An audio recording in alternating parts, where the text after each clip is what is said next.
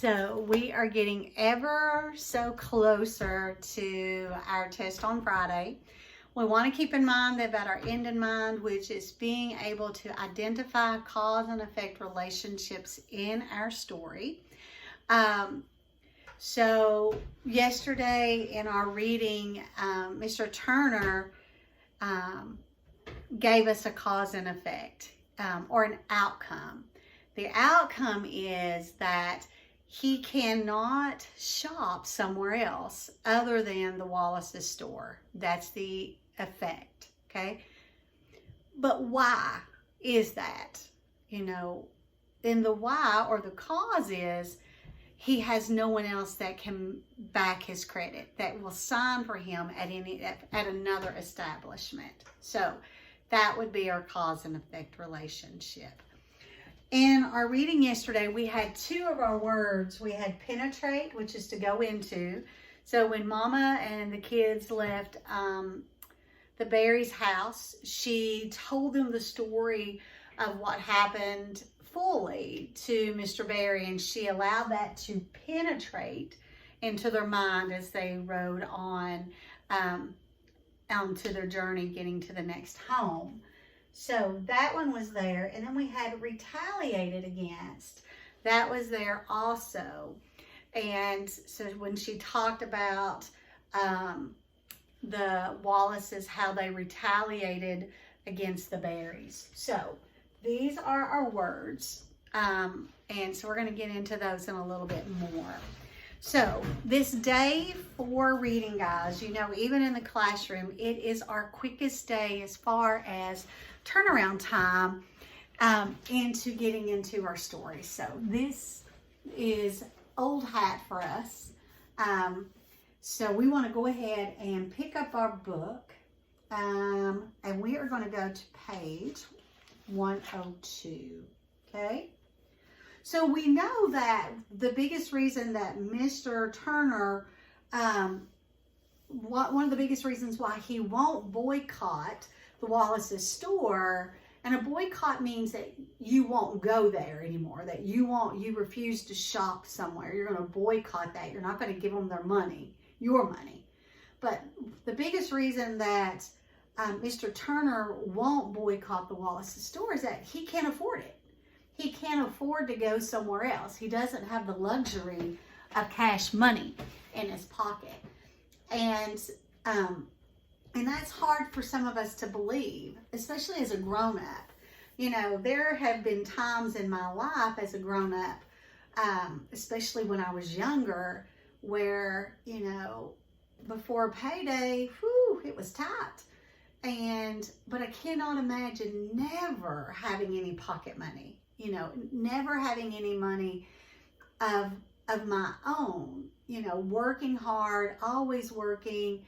You know, Mr. Turner worked that farm and made money on the farm, but he never saw any of that.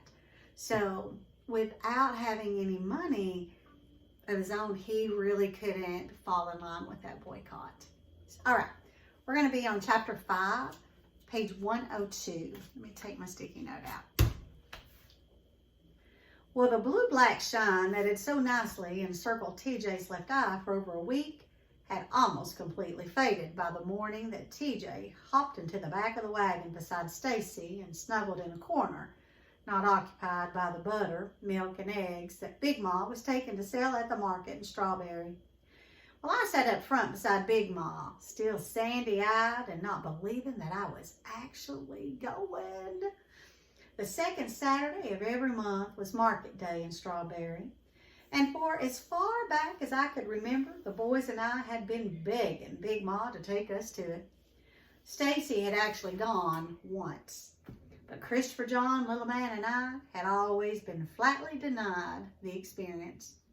We had, in fact, been denied so often that our pestering now occurred more out of habit than that from any real belief that we would be allowed to go. But this morning, while the world lay black, Big Ma called, "Cassie, get up, child, if you're going to go to town with me, and be quiet about it. You wake up Christopher John or Little Man, and I'll leave you here. I don't want them crying all over the place, 'cause they can't go." Well, as Jack swept the wagon into the gray road, Big Ma pulled tightly on the reins and grumbled, "Hold on. Yo, Jack, hold on. Ain't got no time to be putting up with both you and TJ's foolishness." "TJ?" Stacy and I exclaimed together. "He's going?" Well, Big Ma didn't answer immediately. She was occupied in a test of wills with Jack. When hers had prevailed and Jack had settled into a moderate trot, she replied moodily, "Mr. Avery came by after you all was asleep last night wanting TJ to go to Strawberry to do some shopping for a few things he couldn't get at the Wallace store. Lord, that's all I need with all the trouble about is for that child to talk me to death for 22 miles. Big Ma didn't need to say any more, and she didn't. TJ was far from her favorite person, and it was quite obvious that Stacy and I owed our good fortune entirely to TJ's obnoxious personality. TJ, however, was surprisingly subdued when he settled into the wagon. I suppose that at 3:30 in the morning, even TJ's mouth was tired. But by dawn, when the December sun was creeping warily upward, shooting pale streams of buff-colored light through the forest, he was fully awake and chattering like a cockatoo. Well, his endless talk made me wish that he had not managed to wheedle his way so speedily back into Stacy's good graces. But Big Ma, her face furrowed in distant thoughts, did not hush him. He talked the rest of the way into Strawberry, announcing as we arrived, "Well, children, open your eyes and take in Strawberry, Mississippi." "Is this it?" I cried, a gutting disappointment enveloping me as we entered the town. Our Strawberry was nothing like the tough, sprawling bigness I had envisioned. It was instead a sad, red place. As far as I could see, the only thing modern about it were a paved road which cut through its center and fled northward away from it, and a spindly row of electrical lines. Lining the road were strips of red dirt splotched with patches of brown grass and drying mud puddles. And beyond the dirt and the mud puddles, gloomy store buildings set behind raised wooden sidewalks.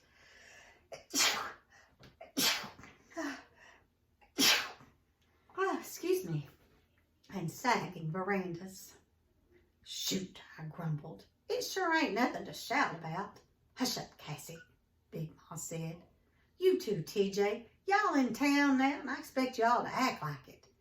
In another hour, this place will be teeming up with folks from all over the county, and I don't want no trouble."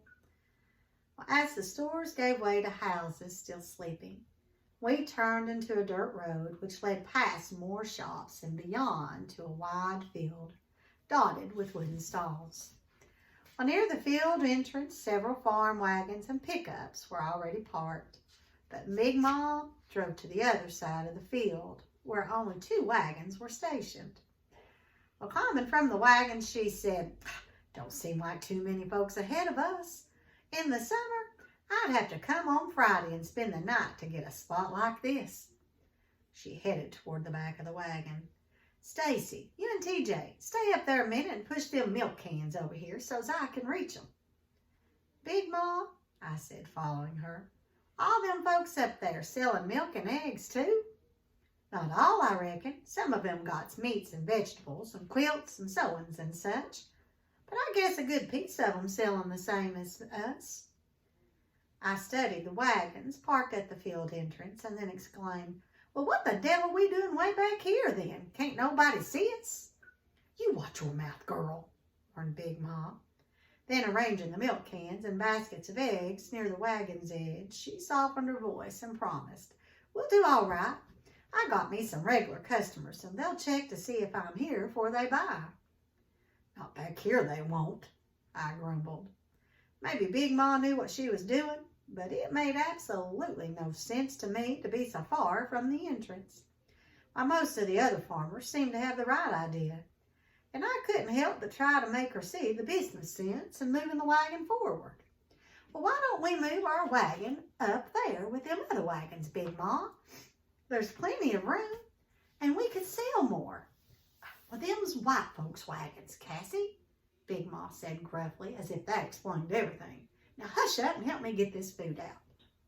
Well, shoot, I mumbled, taking one of the buckets from Stacy. By the time my body walk way back here, they'll have bunions on their soles and corns on their toes. Now, I want you to think for just a moment. Why does Big Ma park her wagon far from the entrance? Think about that.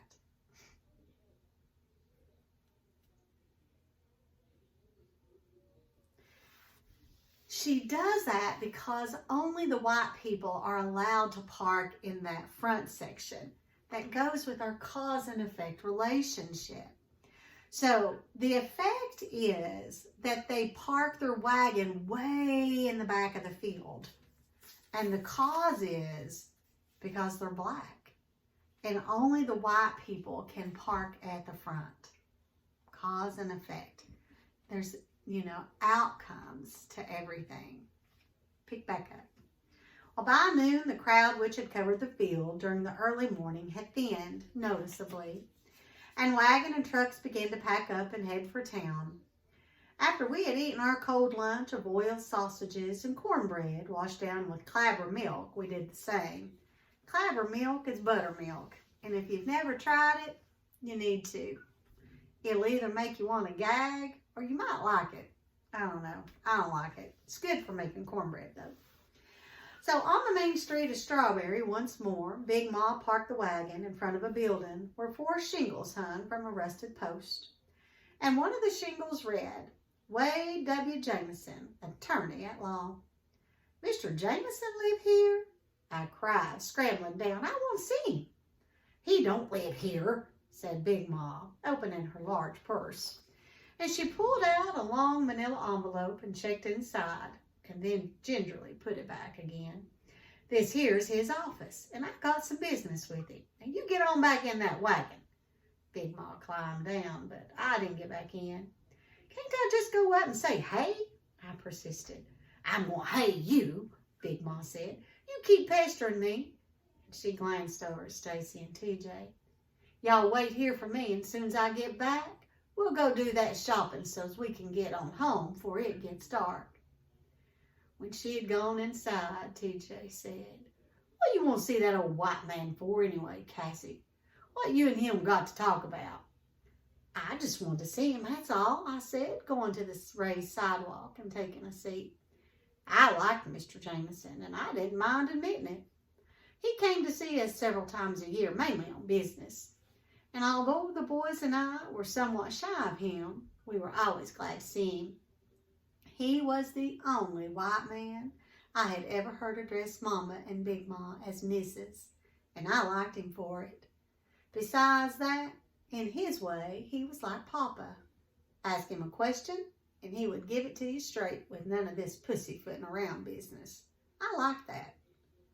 Well, after several minutes of watching farmers in faded overalls and their women in flower sack cut dresses promenading under the verandas, TJ said, Why don't we go on down to the Mercantile and look around? Stacy hesitated. I don't know. I think Big Ma wanted to go with us. Aw, shoot, man. We'll be doing her a favor. We go on down to the Mercantile now and order up our stuff. We'll save her some time, so when she come from seeing that lawyer, we can just go on home. Besides, I got something to show you. Stacy pondered the suggestion for a long moment.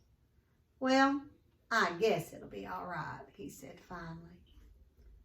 So, I want us to think for just a minute to think about the question, why is it that causes Cassie to respect and admire Mr. Jameson?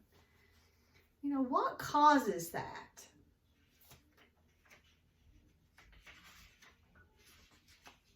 That's right. It's because he is the only white man that she's ever seen or ever known that has shown her mom and her grandma any type of respect. And it says that. He's the only white man that's ever called them Mrs. And she admires him for that. So cause and effect relationship. I'd like you to go ahead and break down the questions. I'm going to read them. Let me turn my page here so I can see them. I want you to compare Cassie and TJ's opinions of the pearl-handled gun. Number 2, does Mr. Barnett treat all of his customers the same? And then support your answer. 3, why does Cassie scream at Mr. Barnett? That don't sound good. And number 4, how does the author show that Stacy is protective of Cassie? So that's where we are today. Okay, we're going to start on top of 108. This is where you're going to be finding 108 through 112 is what you're going to be, where you're going to find your evidence from. I'm stumbling all over the places because it's way past my bedtime, guys. 108 through 112 is where your evidence will come from. Write it down.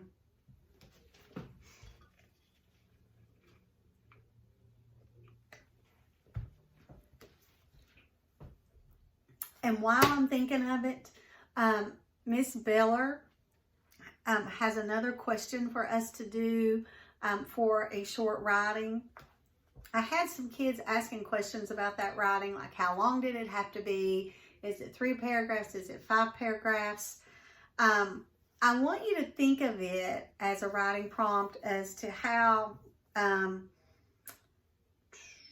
Miss Hammonds has been having you all finish writings for her. So if she gave you that writing prompt and you are normally doing a 3 paragraph writing, that's how I want it to be. If she normally asks for a 5 paragraph writing, that's how it needs to be. Miss Beller didn't specify, but we want to think of it as a regular writing prompt for Miss Beller. So that'll be an additional assignment just like last week. All right, 108. Big Ma said, "Stay here," I objected, hoping that Mr. Jameson would come out with Big Ma. "Well, stay here then," Stacy called over his shoulder as he crossed the street with TJ. Well, I dashed after them. I wasn't about to stay on that sidewalk by myself. Well, the Barnett Mercantile had everything. Its shelves and counters and floor space boasted items from ladies' ribbons to burlap bags of seeds, from babies' bottles to brand new pot-bellied stoves.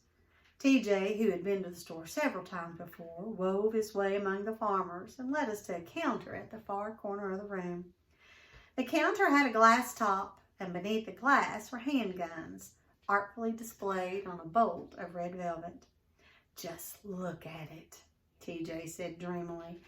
"Ain't she something?" "What?" I said. "Well, that pearl-handled one. Stacy, man, you ever seen a gun like that before in your whole life?" "I'd sell my life for that gun. One of these days, I'm going to have it too." "I reckon I ain't," said Stacy politely. "It's a nice-looking gun, all right." Well, I stared down at the gun. A price tag of $35.95 stared back at me.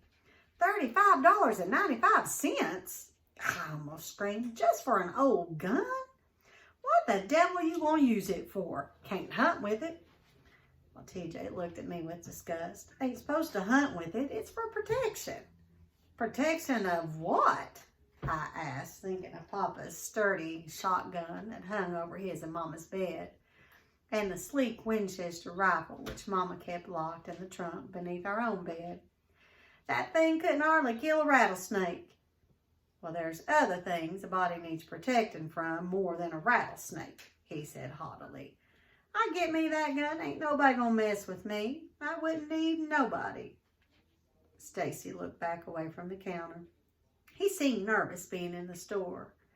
"We better get those things you need and get on out of here before Big Mom come looking for us." "Aw, man, there's plenty of time," said TJ, looking longingly at the gun. "Sure wish I could just hold it just once." "Come on, TJ," ordered Stacy, "or me and Cassie's going to go on back outside." "Oh, all right." TJ turned reluctantly away and went to a counter where a man was measuring nails into a scale. We stood patiently waiting behind the people in front of us, and when our turn came, TJ handed the list to the man. "Mr. Barnett, sir," he said, "I got me this here list of things my mama want." The storekeeper studied the list and without looking up asked, "You one of Mr. Granger's people?" "Yes, sir," answered TJ. Mr. Barnett walked to another counter and began filling the order. But before he finished, a white woman called, "Mr. Barnett, you waiting on anybody just now?" And Mr. Barnett turned around. "Just them," he said, indicating us with a wave of his hand. "What can I do for you, Miss Emmeline?" And the woman handed him a list, twice as long as TJ's, and the storekeeper, without a word of apology to us, proceeded to fill it. "What's he doing?" I objected. "Hush, Cassie," said Stacy, looking very embarrassed and uncomfortable. TJ's face was totally bland, as if nothing at all had happened. And when the woman's order was finally filled, Mr. Barnett again picked up TJ's list. But before he had gotten the next item, his wife called, "Jim Lee, these folks needing help over here, and I got my hands full." And as if we were not even there, he walked away. "Where's he going?" I cried. "He'll be back," said TJ, wandering away. After waiting several minutes for Mr. Barnett's return, Stacy said, "Come on, Cassie, let's go." And he started toward the door, and I followed. But as we passed one of the counters, I spied Mr. Barnett wrapping an order of pork chops for a white girl. Now, adults were one thing. I could almost understand that. Well, they ruled things, and there was nothing that could be done about them. But some kid who was no bigger than me was something else again. Certainly, Mr. Barnett had simply forgotten about TJ's order. I decided to remind him. And without saying anything to Stacy, I turned around and marched over to Mr. Barnett. Now, how do you think that's going to go over? I don't think it's going to go over real well. Do you? Let's see. "Excuse me, Mr. Barnett," I said as politely as I could, waiting for him to look up from his wrapping. "I think you forgot, but you was waiting on us before you was waiting on this girl here, and we've been waiting a good while now for you to get back." The girl gazed at me strangely, but Mr. Barnett did not look up. I assumed that he had not heard me. I was near the end of the counter, so I merely went to the other side of it and tugged on his shirt sleeve to get his attention. He recoiled as if I had struck him.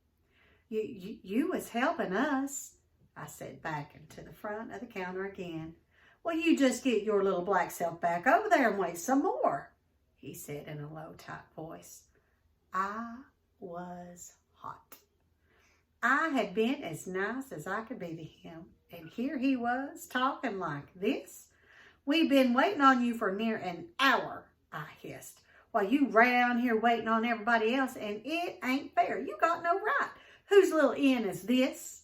bellowed Mr. Barnett. Everyone in the store turned and stared at me. "I ain't nobody's little inn," I screamed, angry and humiliated. "And you ought not be waiting on everybody before you wait on us." "Hush up, child, now hush up," someone whispered behind me. And I looked around. Why, a woman who had occupied the wagon next to ours at the market looked down upon me. Mr. Barnett, his face red and eyes bulging, immediately pounced on her. "This girl your'n, Hazel?" "No, sir," answered the woman meekly, stepping hastily away to show she had nothing to do with me. And as I watched her turn her back on me, Stacy emerged and took my hand. "Come on, Cassie, let's get on out of here." "Stacy," I exclaimed, relieved to see him by my side. "Tell him, it ain't fair. It ain't fair making us wait." "She your sister, boy?" Mr. Barnett spat across the counter.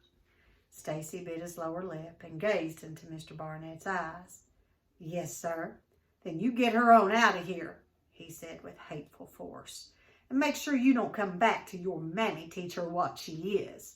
I already know what I am, I retaliated, but I bet you don't know what you are, and I could sure tell you too, you old. And Stacy jerked me forward, crushing my hand in the effort, and whispered angrily, "Shut up, Cassie." His dark eyes flashed malevolently as he pushed me in front of him through the crowd. As soon as we were outside, I whipped my hand from his. "What's the matter with you? You know he was wrong." Stacy swallowed to flush his anger, and then he said gruffly, "I know it, and you know it, but he don't know it, and that's where the trouble is. Now come on, before you get us into a real mess. I'm going up to Mr. Jameson to see what's keeping Big Mom." Now, that's where our reading stops. And so I'm not going to have us do journal questions because I'm trying to keep us around 30 minutes. And we will come back here tomorrow, or you can come right back now, however you want to do it. And I'll let you know what our Google Classroom questions are.